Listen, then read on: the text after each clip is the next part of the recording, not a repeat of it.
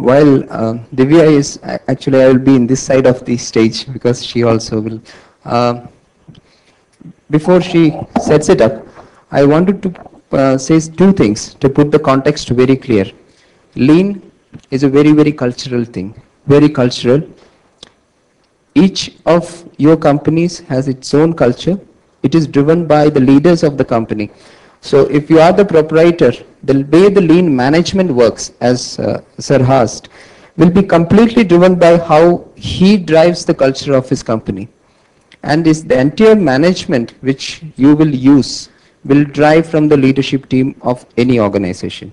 It's very clear. It cannot come from bottom. It is the management style, it's the leadership style of the individual will decide how the lean management will be designed in your own company. That is the first context. Second context is that when we talk in this forum, especially in Delhi, in Okla, in OGTC, I know I am at a very distinct disadvantage being a corporate, because the reality in Delhi and most of the proprietary and most of the organizations here is extremely different.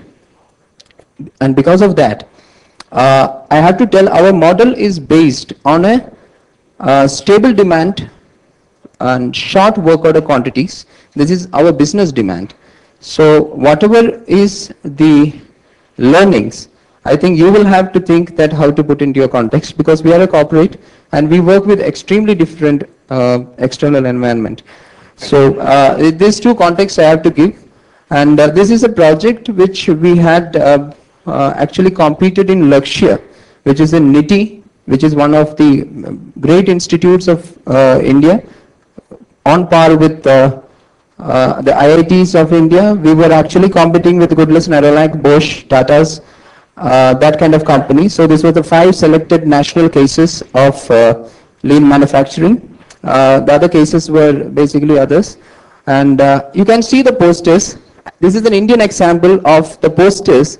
The workers walk in and walk out and they see the brands they are making. So this is one of our factories which is actually making Van Heusen, Allen Solly. So you can see that the brand identification is very clearly there.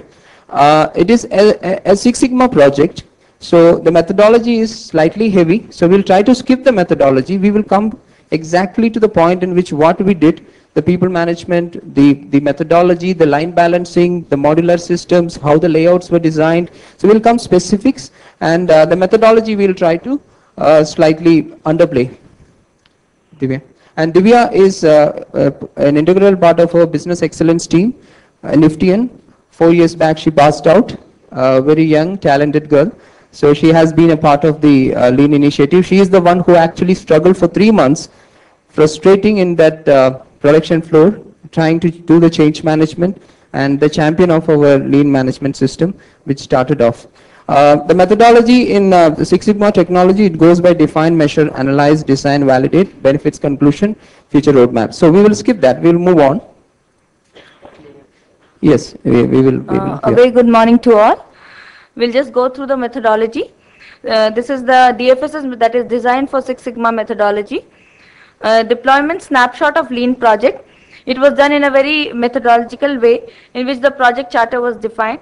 The CTQ, which is the critical to quality chart, was defined, cause and effect diagrams, FMEA, and at last the validation phase was done by test of hypothesis. This is the project charter.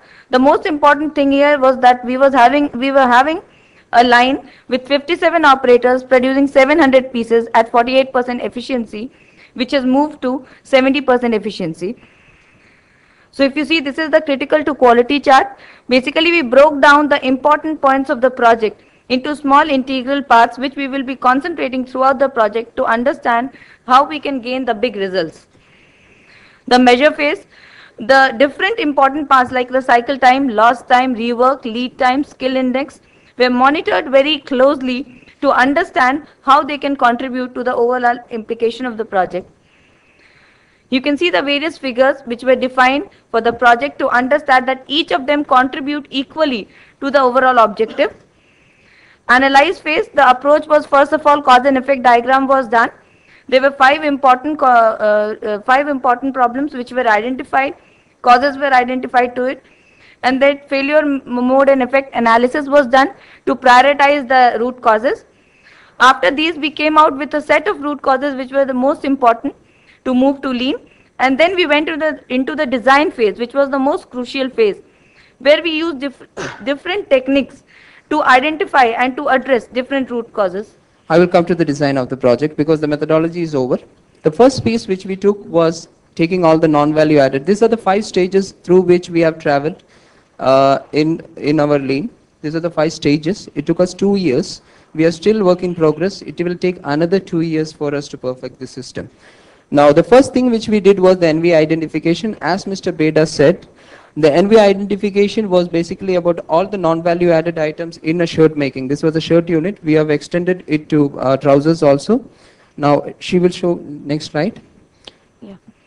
So you can see the stage 1, which was NVA identification, various operations. This also shows the entire operations of this shirt manufacturing. So you can see this entire thing are the different operations in the conventional parts and assembly layout. And if you see the number of operations, there are some 50 operations over there, which, Divya? Yeah, which were brought down to 20 combinations.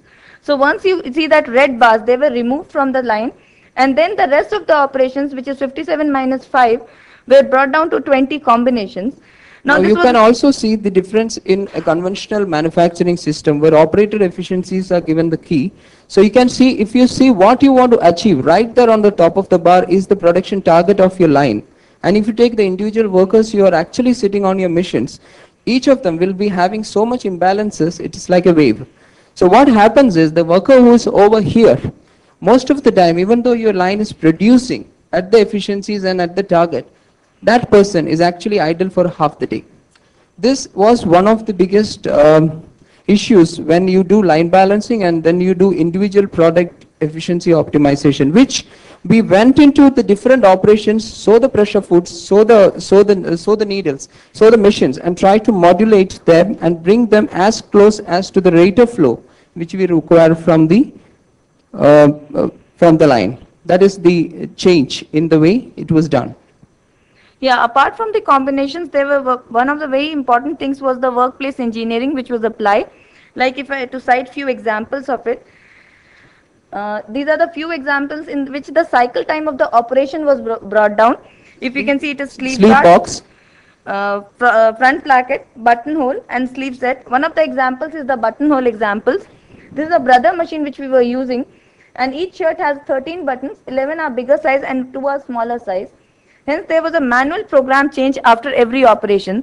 So we spoke to brother and we tried to understand that they do have an option of a setting where automatic change can happen after every 11 buttons, which brought down the cycle time, as you can see, from 71 seconds to 57 seconds. So this is one example. Many such things were done in the line to bring down the overall cycle time also.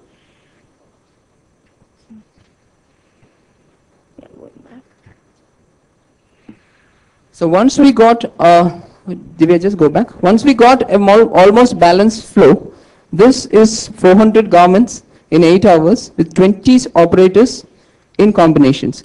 So that is the rate. Earlier 57 operators, 700 pieces in a day. So this is almost double. So this is 400 with 20. 17 operators were reduced, yeah. Very, very critical part of this entire exercise was how do you manage the people? Because this is change management for them. You are asking one girl who is doing one collar run operation for entire day, asking her to do, you do collar run, you do band hem, and you do one more operation. So this is extremely difficult for them. So what did we do to convince our girls to come in? Because they are the critical part. We introduced huge lot of people, workforce activities. So you can see fibers, Listen Kaizens, there was a Kaizen Mela which was figured in the Stitch World. We have a family day. We invite the family members of every operator. We give them an open invitation. So they bring in the families. So there is a day when the factory manager meets them. He takes them around the factory. So we take 10 families at every 15 days. So we give them that comfort. They're in safe family situations. We have a daily meeting for 5 minutes. We all come together because we are in modules, 20 of them, standing together, speaking to each other. And then there are team exercises which they do. So there is a huge amount of employee engagement. There is, every factory gets 1 day in once in 6 months with me, where the workers are called random and they can sit with me for almost 1 hour and discuss their problems. So there are certain things which you can take, certain things it might be very dangerous for you to take. And also there is every 15 days there is 1 hour of open forum where they can walk in. It is an open door policy where they can walk into the factory manager's room. The HR team will be sitting over there. They will tell them their issues, which is written down, recorded and closed within 30 days. Either you commit, you will do it, or you commit, you don't do it, or you say that I will get back to you. But there is a closure of every grievance which happens over there. So there is a host of things which we have done to get this, which was almost the stage 3. Yeah. We checked the process capability because we wanted to know that the moment you change the modular system, whether the process capability will drop. So we did some studies on different SOPs which we did. We understood the process capabilities are correct and we closed it over there and we moved on to the next stage. The test of hypothesis was done for the critical operations to understand whether how stable the processes are after the change into the new module.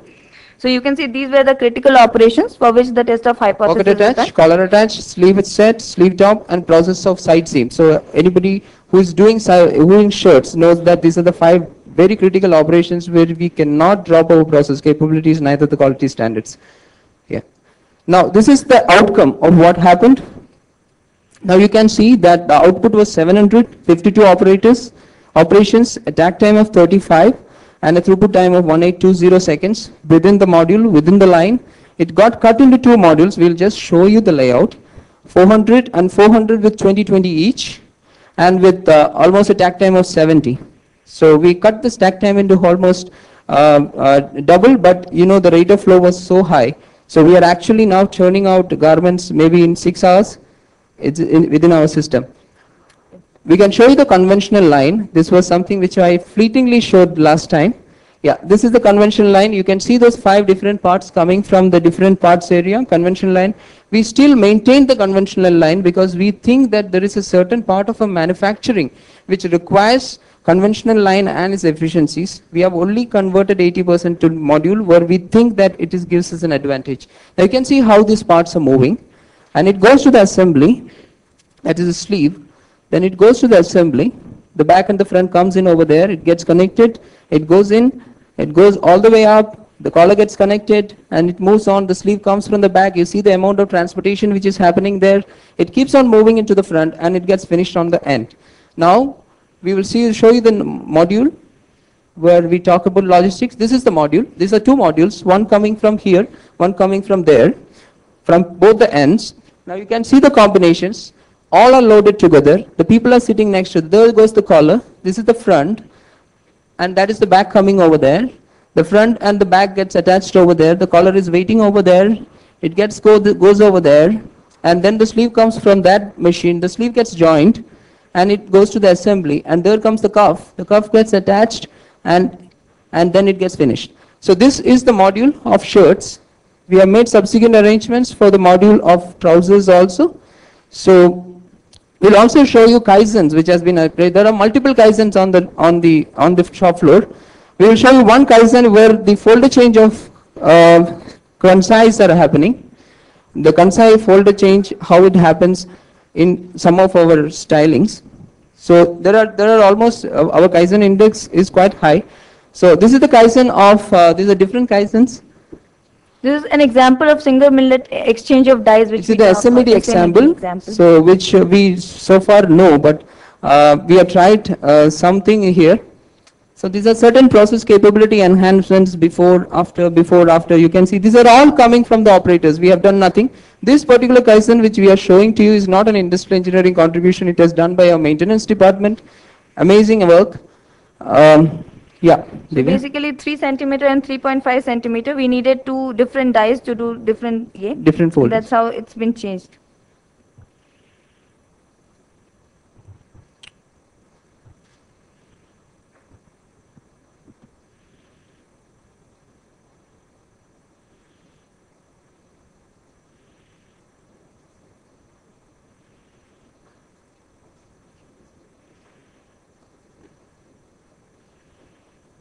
Placket.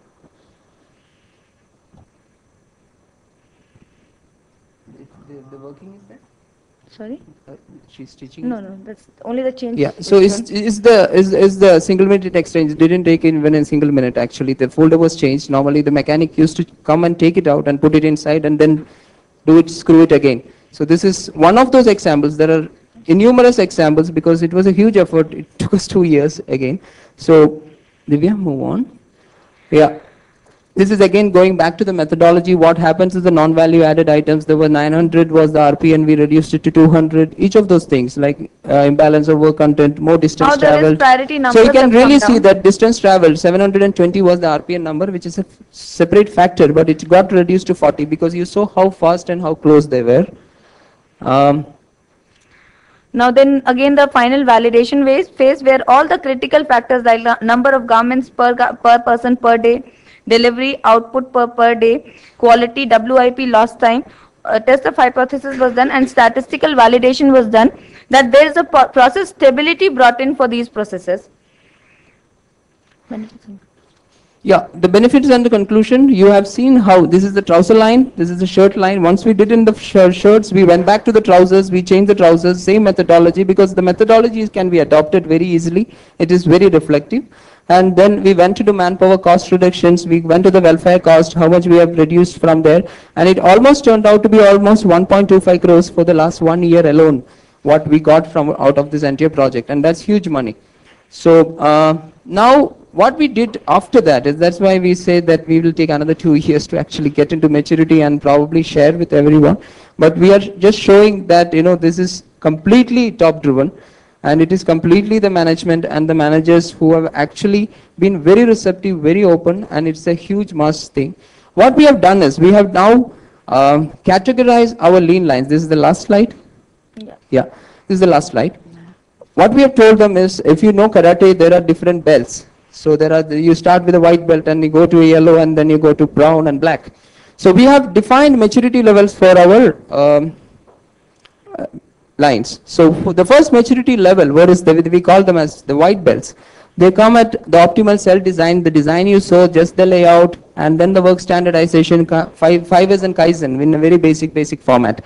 Then they go to no trimming, no checking, in the sense there is no end checking. There is fully self-inspection, right first time, and the SIDAC wall chart and the Kaizens. They are much more mature Kaizens, these modules are. We have modules which is working at this level now, and we have actually taken out end checking in quite a few of our modules. And then they come to the basic equipment care, which I was talking yesterday, if you, some of you were there, about self-maintenance, where half of the maintenance activities are moved into the operator. Looking at SMED techniques, OKs and Kaizens, mistake proofing, like the cuff, different sizes of the cuff are there, so you have to put it onto that, and then there are different clear cuttings, carvings in that, so you don't get a size mix up in the cuff, things like that. And the final one is here. You're running out of time. Yeah, I'm just only here. Then we want to get into Kanbans. That is the last stage. We still have not reached there. It is JIT systems, and finally the workers managing the groups of that. So this is self-managed groups where it is the ultimate maturity which we expect, where we completely swipe out a layer of supervisory management and lean people, then the entire overheads we try to manage. So this is what we are trying to do. We are somewhere here now, but probably in another 2 years we would be able to come out with something which is fantastic. Thank you.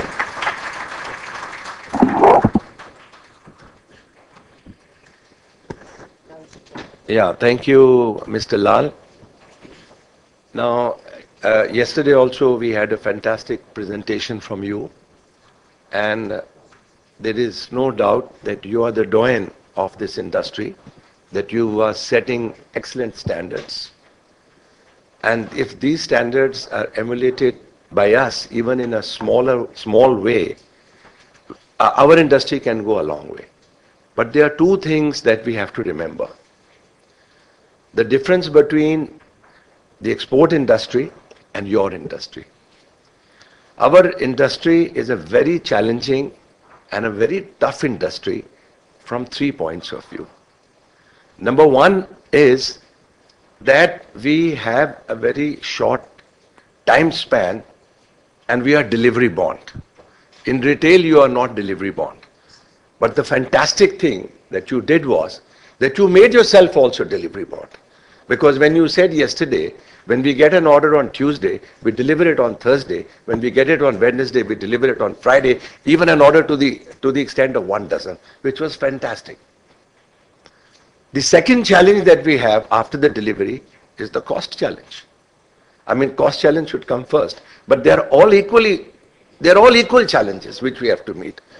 Now, the thing is that we have to produce a garment for $5 and try to get $5.50 for it. And the buyer says, no, we can only give you $5.05 is your profit. Whereas you can produce a garment at 500 rupees and even retail it at 2,500, though we know there are a lot of expenses involved, sales, whatnot. So again, the costing element is it's a bit more free. The third most important point is the perishable item. As far as we are concerned, if we don't deliver on time, then we start airing it. And we hope that the buyer at least allows us to air, because 100 rupees are involved, 20 will go, 10 from our profit, 10 from our pocket, but at least we will recover 80. And if that also doesn't happen, we've lost the order is cancelled. We get hold of our managers and put our heads down. The manager comes to us, sir, ye to cancel ho gaya order, kya karne ka? Whereas you have no such thing. There is no perishable item for you. You manufacture a jean, you manufacture a shirt, you manufacture whatever you like. I have another doyen of this industry sitting here who I'd invited personally, Mr. Indru Malkani from Avis. There he is. Mr. Malkani, can you just stand up for 1 second, sir? I want to pay this tribute to you because he was one of the founding factories that got on to manufacturing structured shirts and jeans. And I remember when I went to his factory, I'm talking about 30, 40 years back, 35 years back, I don't think I've even till today achieved that standard, what they were having at that time.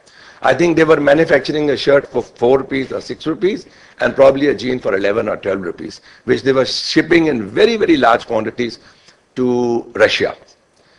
Now, anyway, getting back to our industry and why I saved up this 15 minutes was because, see, Mr. Lal, these were the different challenges. Now, what I want to do is this, that having seen what you have achieved and what your targets are, it's reminding me of that tiffin, that Dabbawala of Bombay.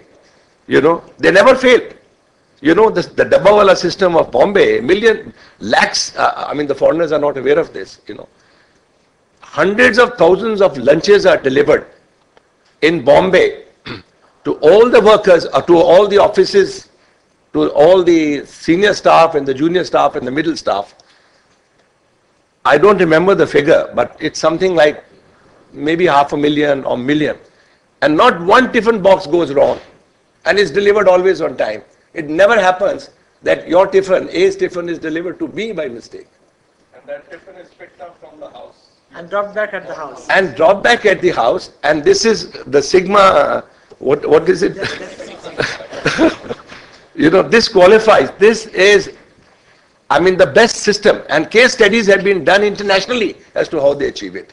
These guys carry it on their heads. And they have no MBA. They are all illiterate. No, they are all literate people. No MBAs. Okay. Now we get back to our industry. Has been a case study for IIM. Right. Done a case study of this different system. There is a big thing on the net that explains the whole system. Right. Internationally as well. So what's the website they can get on to see this? Let's say Bombay Dabbawala. Okay. So I think it will be very interesting for you gentlemen who are here, our guests from abroad, to really look into something like that. Okay, now to get back to our industry very quickly, we don't have much time. We have about 15 minutes left now.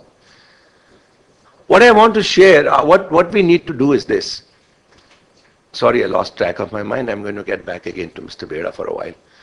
What I was requesting Mr. Beda is that if he can go into more details with Madura people and work out with him all the systems, and then come and impart this knowledge to us, which will take days and days, maybe months, but that's be really useful. Because whatever work you have done, if it can be imparted to the trainers, TOT, trainer of trainers, or whoever it is, I think that'll be a great service done to our industry, right? Now, coming back to our industry. You know, I had one of my HRD guys came to me and said, sir, I've been working with you now for almost 25, 30 years. We were making 6 garments, 7 garments per machine, per tailor. And today we have so many industrial engineers and we have R&D sections and we have whatnot. We are still doing 6 and 7 garments per machine per day. So what is this, sir? And then when I called the other people, the managers and all, oh, sir, it's a challenge, sir. Those days there was no challenge. This is a challenge. Arey, what is the challenge? Even then you had to deliver garments which had to fit. You could not deliver garments that would not fit. Well, you think that we did not have challenge during our times? Now I'm gone to 2 stages above you people, you know. You can take 2 decades above. You are still 1 decade, Tony. I'm 2 decades above. You know. So, they said this is a challenge, sir. Buyer wants this, the buyer wants that. Well, whatever the challenge is, you have to standardize everything like the way the Madura Court has done it. You know, they have gone into every operation and studied it in details, you know. So, what I want to say is this, the cost cutting element in our business and the manufacturing element, you know, and share of information between us, at least the cluster members, I would prefer the whole trade, but at least the cluster members, you know, where we have the managers over here with us. If we should be having some, you know, meetings between the managers and see what difficulties we are experiencing. For example, Rajesh said that, sorry? Animesh. Yeah, sorry. You know, Animesh, you had brought out a question that what system to follow? Shall we follow a modular system? Shall we follow a piece rate system? What system to follow? Because the thing is, another lady who pointed out at the back, that we may have business only to conduct only for 4 hours, and then 4 hours we are idle because supply chain is stopped. For 2 reasons, maybe the raw materials have not come in, maybe there are no orders. You know. So now what system to follow? That is a big challenge to us, that even when we are having small orders, or the season, the time when we are not having enough orders, what system of production should we follow? You know. And I am reminded of a Jagadu system. I think even today Madurai has gone into that Jagadu system. That was the system we worked on. We have taken Jagadu system as one of our benchmarks. See, I want you know, all the young managers here to understand that during my time, I'm talking of the 70s and 80s, and a lot of you were not even born then. You know, leave alone thinking of garments. You know, you were in nappies maybe. Anyway, now that Jagadu, what was that Jagadu system? The Jagadu system was, we got people in and we said, look, this is to be manufactured and it's on a piece rate basis. We never had these assembly lines there. Piece rate basis meant that you have to take a shirt and deliver the whole shirt, make the whole shirt. So the tailor would make the collar, put it to one side, make the plackets, you know, make different parts of the shirts and then put it together himself. Then after a while they realized that, look, this is taking too much time. So they formed into sets, you know, groups, small groups.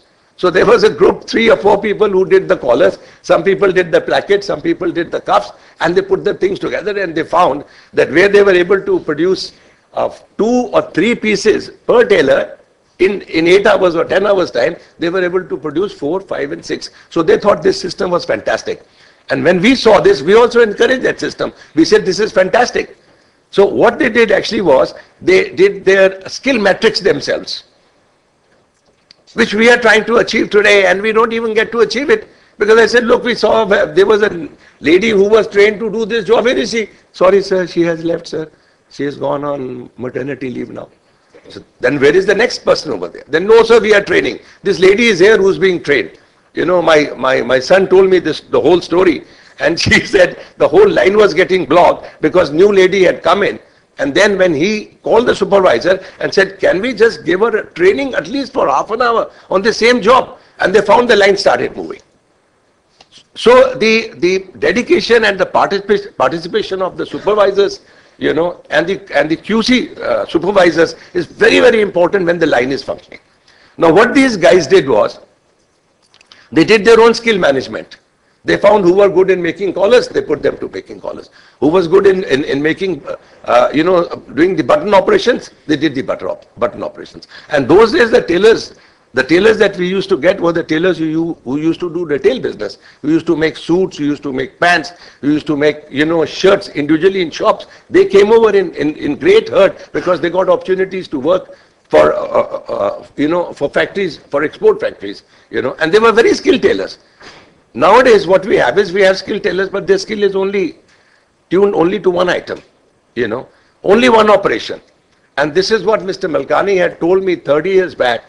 He said, Mr. Kapoor, it's always good to train that operator in one operation.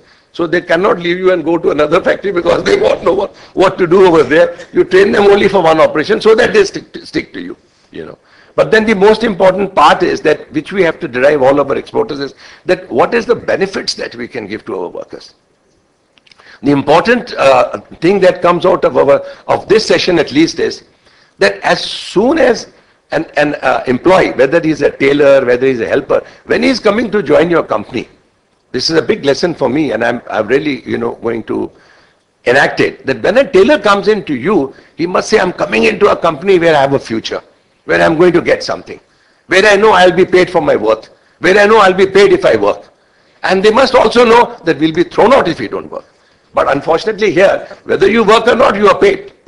So you have to just come and sit, and some of the supervisors sees a lot of people from their villages come on aake baith jao yaar, you don't have to do anything much. As somebody told us yesterday, I think it was that gentleman from Sri Lanka, that even the thread was not there, but the machine is working. So when the bosses are around, the only thing is that the machine should be working, Because I remember during my time when we were doing fabrication from other people, and I had gone to a unit to check that why our orders were getting late. And my manager said, sir, they're getting late because these guys have taken our orders, but they're doing some other exporters' orders. Maybe they got a better price. So I said, this is not possible because this gentleman has been working with me for so long. So without giving him any warning, I walked into the minute my car parked over there, they came to know, Radnick, my company was known as Last Tango at that time, the Radnick boss has come. So immediately they brought out my clothes, the stitching, that my garment, and put it over there. And when I went in, I said, well done, yeah, you guys somebody gave me wrong information that you're not doing my work, you're doing somebody else's work. The least you could have done was change the color of the thread, yeah. You have a red thread going as a white garment over here. So that also, it happens, And these are the things, I'm telling you on the lighter side, but we've gone through all this, And so has Madurai Court gone, and they have become experts in this. As they said, they have participation of the people, they have social evenings. I think even in the last session we had, they were, I can't remember which factory it was, they also did that, So what I'm saying is that what we need to do is that as soon as somebody comes, that culture, if we can, all of us can sit and change that culture, that yes, we are coming over here, this factory has a culture, we have to work over here, we cannot idle and waste time. So just to sum it up, okay, sorry, okay. Now, the other thing that I wanted to say was that I myself have a couple of factories. I have factories in Gurgaon, I have factories in Noida, and I'm the same boss, and we are the same management. My children are looking after some factories in Gurgaon, some there. So the culture by and large is the same. But then I have one factory in SEZ. And I would request any of you, and all of you, those who are interested, to visit that factory. And you see the culture of that factory. I must say that this factory was set up by us, but under the supervision of a manager from Ceylon, who we called, and he's been with us for 4 years. You see, the culture is entirely different. I go into the factory, I come out of the factory, the people said, oh, boss had come and gone. Oh, the boss had come and gone, we have no idea. That's how dedicated they are. But then, of course, they are making only one item. So when you have something like one item, you can perfect. And the best scores that I have seen today, what you gave us, 20 garments, 20 operators, 400 garments, not 400 operators and 20 garments.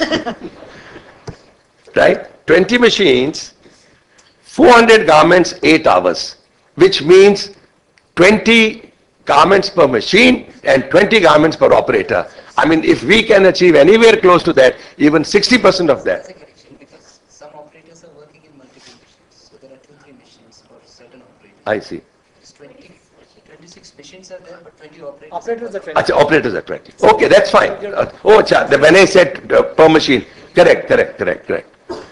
So what he has corrected me that there are 26 machines but 20 operators. But even with 20 operators, if we can get 20 garments, and with I think their basic minimum salaries being, with all the emoluments coming to approximately 360 rupees in Delhi, per day, and if we can get 20 garments, we are at 18 rupees CMT. I can tell you we can be winners. There will be never any dearth of orders. So lean management only means that we have to efficientize. We have to beat our inflation. The inflation in India is up by anything from 12 to 15 to 18%. It even goes up to 20%. The inflation abroad is 0% or 1%. They cannot justify price increase. Our buyers, we can only justify price increase. The situation is so tight that the buyers want us to pay from our own pockets to deliver, and that is just not possible because every business is done to make money. And if that is not possible, and if you have to stay in business, we have to efficientize. We have to get leaner. That only means shedding extra weight and extra fat. Now, I'm now going to open the house to question and answers for whomever you have the question. When you converted this whole thing to lean and brought down to 20 operators and increased the production and all these social and other things which you did you offer them any financial incentive also? We hello, yeah, we introduced financial incentive at stage 3. So once the process capability was matched, we started incentivizing them at 375 pieces. Okay. So at 375 pieces, there is a separate grid which works out. So if they can actually, there are factories in, we have a Louis Philippe factory which is close to Hebbal. So that factory almost touched up to 425 post these schemes. So 375, we slightly put it down the base. So, 400 is the target, but 375 is a comfortable target for them. Was it conveyed to them in the start of the project? No. It was not conveyed to them. It was not conveyed. The only thing which we did was there was a milestone awards which was declared. So every module when they got changed, we had told them that the day you hit 400 pieces, we will give you a big gift. And the first line took almost 3 weeks to hit. The second line hit it because we were continuously changing. The second line hit it within a week.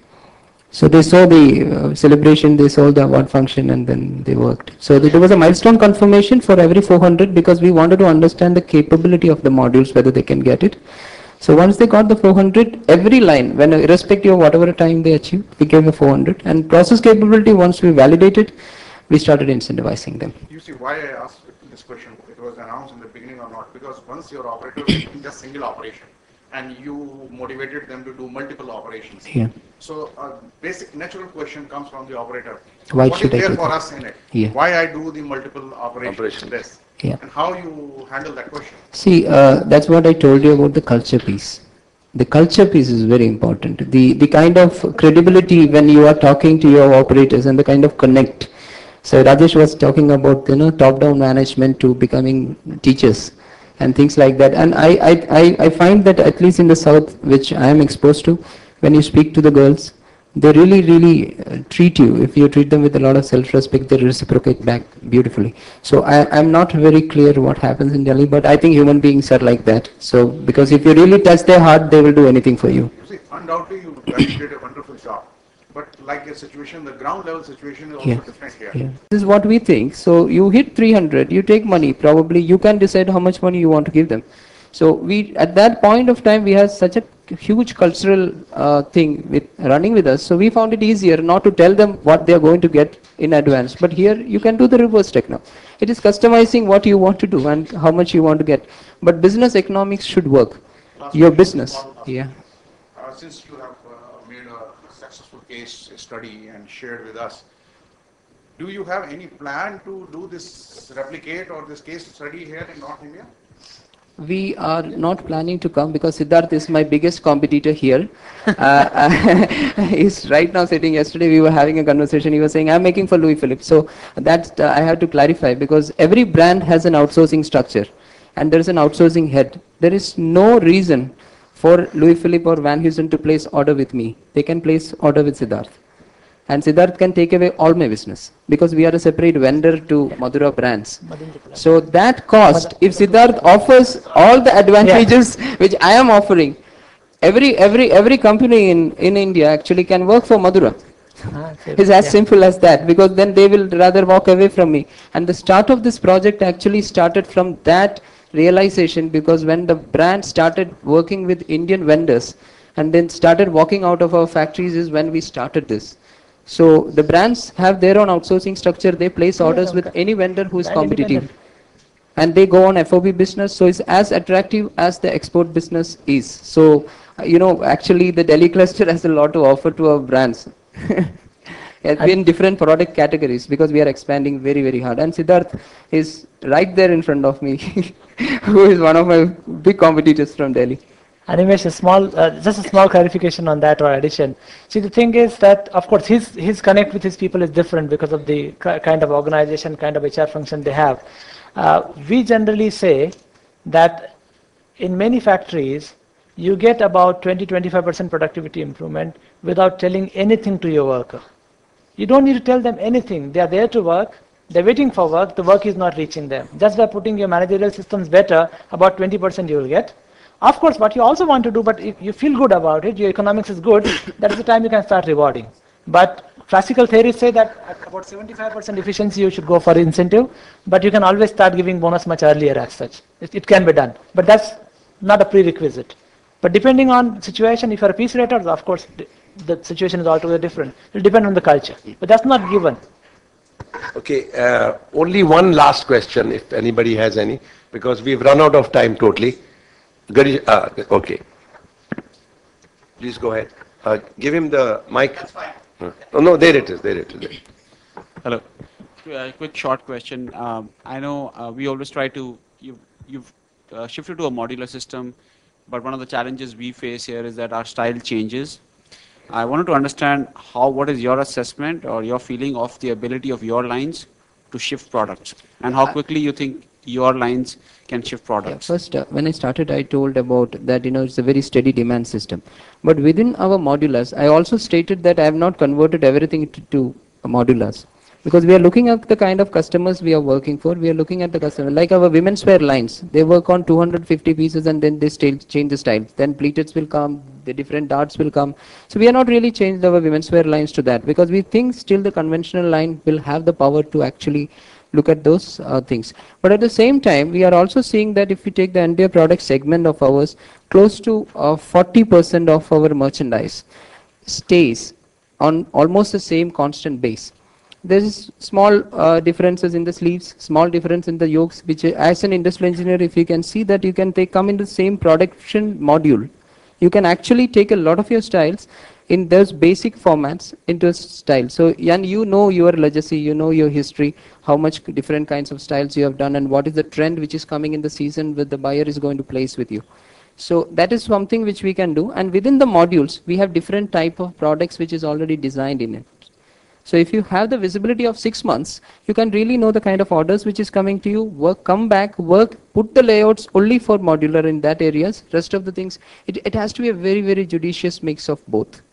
Because I still believe in the conventional layouts. And if you properly manage it, there is huge benefits there also. It is not all about lean and, it's both. It is actually how we try to reduce the inefficiencies of our own systems. There is no single solution. Can I have one last question, please, just very quickly to Paul? I just want to, perhaps it's been answered earlier as well, but if I were to take one factory and if I had an average, let's say if I were to average out a run across the year, and I find that my average run is say about 15,000 units average, which would last me, let's say, about 20 days production. Is there any study which says that does it make sense for me to go the lean way? That's the first part. And second part is that is there any sense of going the lean way without incentivizing? I mean, is an incentive system eventually have to kick in if I were to go lean? Thanks. Yeah, well, obviously I come from a culture where there's no such thing as non-incentive. And to More me, you make, more you make. and I don't know of a study that says, you know, this size order goes down modular. But I must re-emphasise what Lal said. Obviously, I know Madura's production systems very well, but to me, there is always a place where you're looking at that size for a conventional line. And a lot of orders, as I said earlier, 80% of the operations will be the same or very similar. So it is easy to swap them over. If you've got orders of 15,000, then I would be looking at a conventional line, but I would also be looking at it backed up with a modular line. I would always have a mix. There's never, it's got to be this or it's got to be that. I would be looking at a mix. But to me, I believe very, very strongly in incentives. Now, whether that's an individual incentive or a group incentive, that is depends on circumstances. And just to pick up on the last question, so once again we had operators that were individual piece workers that had been used to doing one operation. We did not find it difficult to persuade them to work on 2, 3, 4 operations. And again, it was money. And a lot of the companies said, right, we anticipate X savings from going on to modular. We are quite happy to share some of those savings with the worker. And so the workers knew that from going from, on a standard line, they'd be paid so much money per standard minute produced. In the lines, in the modular teams, they were paid X amount of money plus. So they were compensated for working on more than one operation, and as such, they were quite happy to do it. The majority. Obviously, some wouldn't.